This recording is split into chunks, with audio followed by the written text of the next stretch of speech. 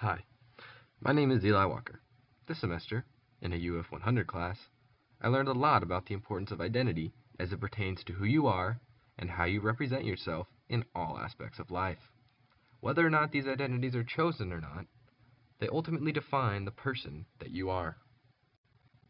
Through the course of this class, I took a long, hard look at the man in the mirror and assessed how each aspect of my identity was growing and evolving. To that end, it is also important to consider just how this identity will impact my future life as well.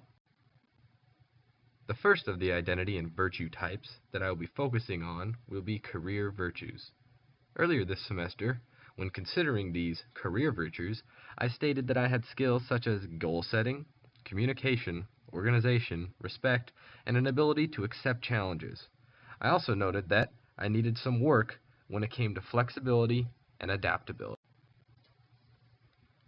Since I mentioned goal setting as my number one skill, I must note that working for Adidas or Nike in their athletic equipment department has been my goal ever since I began college. 20 years from now, however, it will not be vitally important that I achieve that specific goal. Rather, it will be important that I continue to grow into an individual who constantly and consistently develops these career attributes in order to become the best that I can be in whatever line of work I end up at, whether that is at Adidas or Nike or somewhere else entirely. Another aspect of my personal identity ties directly back to these identity virtues. Earlier in the year, I focused on studying chosen identity aspects. These included political ideologies, my attitude and actions, and my inward goal regarding where I want to be in the future in order to truly and accurately portray my identity. 20 years from now, however, I will not judge myself based solely upon my current chosen identities. Instead, I will focus on how the growth and adaptation of these pieces of my chosen identity shape me into an individual that is special and someone that I am proud to be. Earlier in the year, I read an article by the renowned author David Brooks, which split these virtues I have been discussing into resume virtues, or career virtues, and eulogy virtues. These eulogy virtues, argued Brooks, are much more important as they define our character. After some careful consideration, Brooks decided that these wonderful and character-rich people were, quote, made, not born. Brooks then settled on 6 ideas that can truly help to develop and mature these character virtues.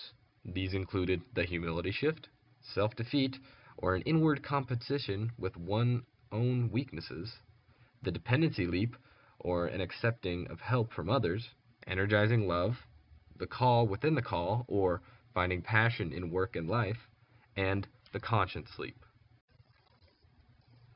20 years from now, I will look back and assess myself on how well I have been able to develop these different parts of eulogy virtues that Brooks mentioned.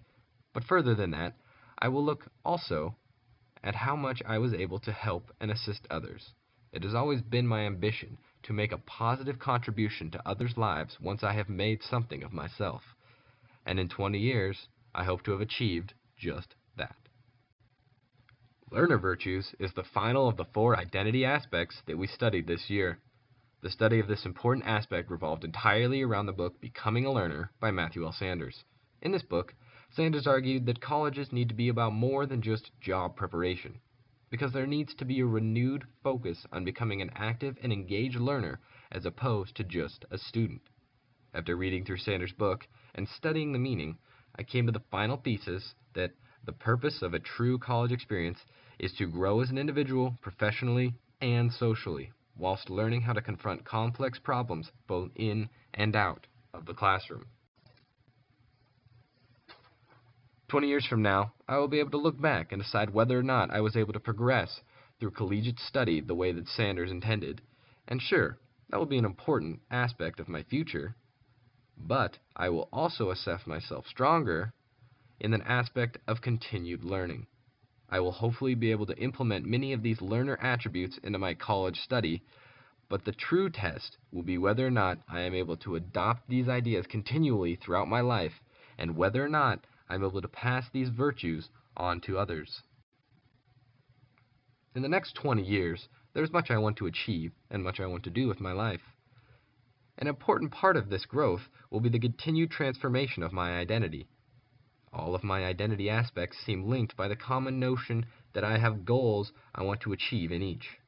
I will definitely assess myself on those goals, but it goes deeper than that.